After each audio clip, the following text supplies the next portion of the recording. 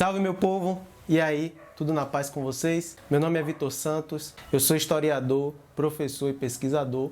E nesse vídeo nós vamos falar um pouco sobre o comércio e o culto ao sobrenatural no continente africano.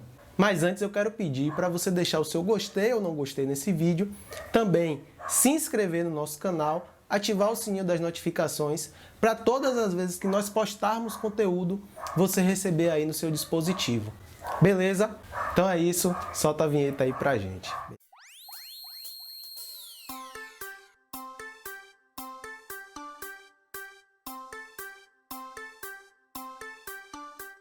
Então vamos iniciar logo com uma pergunta. Você sabe o que é comércio? O comércio é onde trocamos produtos que precisamos por dinheiro. Exatamente. Quando a gente vai falar sobre comércio no continente africano, nós temos que entender o seguinte, que as diferentes sociedades, elas desenvolveram formas de vida justamente adequada à região que elas viviam. As trocas, elas permitiam justamente que os grupos tivessem acesso a outros tipos de produto que não aqueles que tinham na sua região. Então, por exemplo, se em determinado território, em determinada região, um povo tinha condições de cultivar o arroz, mas não tinha condições de cultivar o milho, por exemplo, esse povo poderia entrar em contato com outro que cultivasse o milho e trocar esse arroz pelo milho do outro povo. Essas trocas, de certa forma, elas acabavam formando uma espécie de comércio de curto, médio e longo prazo.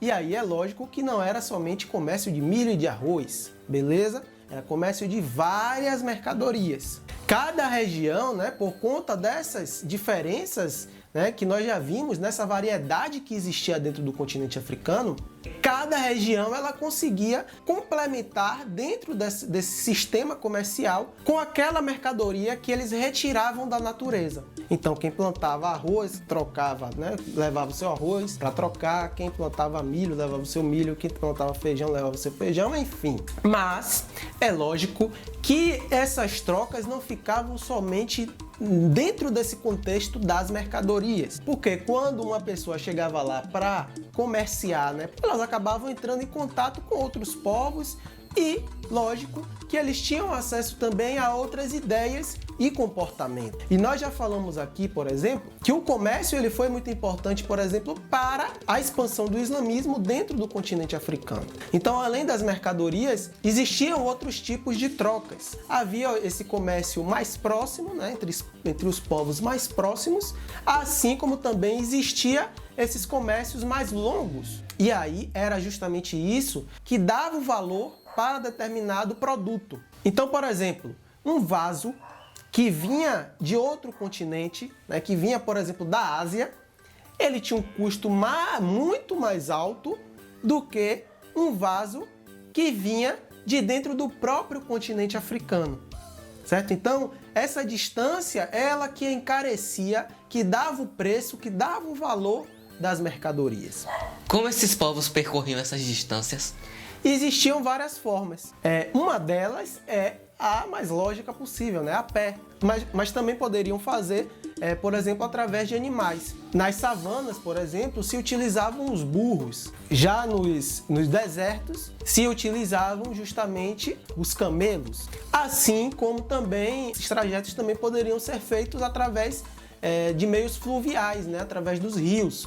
Então, como nós já vimos lá, em um dos vídeos, nos primeiros vídeos, os rios tinham uma importância muito grande para a integração desses povos que viviam em África. Também se utilizavam os barcos ou as canoas para fazer esse transporte das mercadorias. Beleza? E aí nós vamos pensar agora também a questão sobre as práticas sobrenaturais. Antes disso, é importante a gente pensar o que nós costumamos ouvir sobre os cultos religiosos de matrizes africanas. Costumamos muito ouvir por aí que é feito pro mal de uma pessoa, ou que é do capeta, ou que não é de Deus. Exatamente. Então, antes da gente pensar o sobrenatural dentro do continente africano, é muito importante que a gente faça esse movimento de descolonizar a nossa visão. Nós já falamos isso em outro vídeo, mas é sempre bom ressaltar, justamente por conta da questão do racismo religioso que nós vivemos atualmente. E sabemos que esse racismo religioso ele foi construído ao longo do processo colonizatório. Quando nós vamos falar sobre as práticas religiosas em África, nós temos que ter essa visão, justamente porque quando nós vamos estudar outros povos, como por exemplo os hebreus, os persas, nós falamos das religiões desses povos tranquilamente, sem nenhum tipo de demonização ou de pré-julgamento. Existem diversas formas de culto ao sobrenatural no continente africano. Como nós já falamos em outro vídeo, por exemplo, existia uma influência muito grande do cristianismo e do islamismo dentro desse local.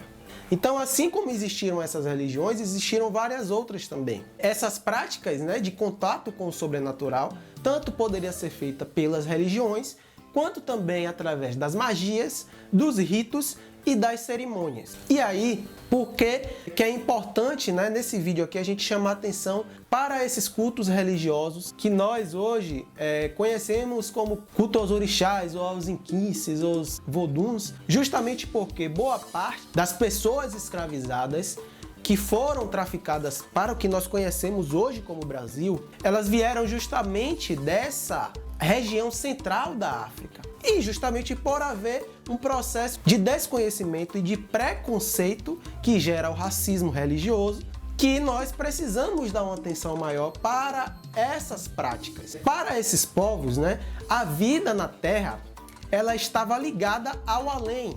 É possível que nós, seres humanos, tenhamos acesso a essa outra dimensão da vida justamente por meio de pessoas que são consideradas especialistas nesse contato. Certo? Então esse contato ele é feito através de determinadas pessoas. Então para esses variados povos, a explicação das coisas e a possibilidade de interferir na vida, ela gira justamente em torno dessa relação entre o mundo natural, que é esse mundo aqui, e o mundo sobrenatural. Beleza? Logo, a orientação de como agir nesse mundo aqui, ela é traçada justamente pelos ensinamentos que vêm das ou dos antepassados, dos ou das ancestrais, das heroínas ou dos heróis fundadores, das deusas ou dos deuses, dos espíritos e todo e qualquer tipo de ser sobrenatural que fosse possível que os seres humanos tivessem contato. No que mais o sobrenatural influenciava? A religiosidade para esses povos, ela estava presente basicamente em tudo. Nós poderíamos encontrar religiosidade no exercício do poder. Então, por exemplo, uma governante ou um governante, ele tinha que ter ou ela tinha que ter o aval desses seres para que ele ou ela pudesse comandar, exercer o seu poder. Na aplicação das normas de convivência, na garantia da harmonia e do bem-estar social, do bem-estar em comunidade e no que mais fosse necessário. A crença no sobrenatural, ela seria o centro de todas as atividades, ela tinha essa importância muito grande para estes povos. Eu espero que vocês tenham conseguido compreender o que foi passado aqui, certo? Se você não conseguiu entender ou tem algum questionamento ou alguma sugestão, deixa aí nos comentários. Não esquece de deixar o seu gostei nesse vídeo, também se inscrever no nosso canal, compartilhar esse conteúdo para o máximo de pessoas possíveis, acompanhar nossas redes sociais, beleza? Se cuidem, fiquem bem e até a próxima.